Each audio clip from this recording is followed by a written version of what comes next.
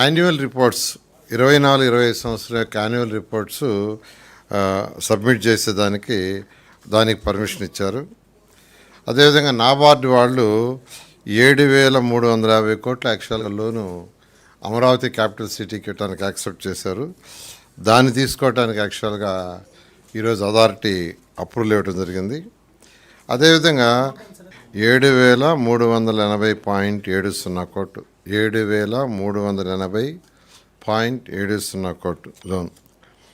అదేవిధంగా ఈరోజు ఏదైతే సీడాక్స్ రోడ్డు ఉందో సీడాక్స్ రోడ్డు నేషనల్ హైవే 16 మీదకి పోయేదానికి ఆ రోడ్డు యాక్చువల్గా 532 కోట్లతో టెండర్ ప్యాకేజీకి ఈరోజు యాక్చువల్గా అప్రూవల్ ఫర్ అవార్డ్ దాన్ని అథారిటీ ఈరోజు యాక్చువల్గా దాన్ని డిసైడ్ చేసింది.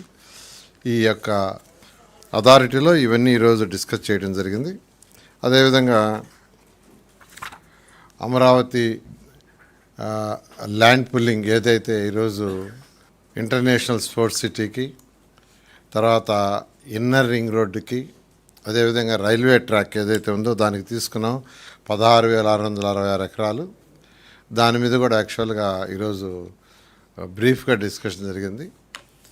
ఆ రైతులతో యాక్చువల్గా ఈరోజు మార్నింగ్ నేనైతే ఒక 4 విలేజ్ల రైతులతో డిస్కస్ చేయటం, వాళ్ళందరూ కూడా పాజిటివ్గా వచ్చారు.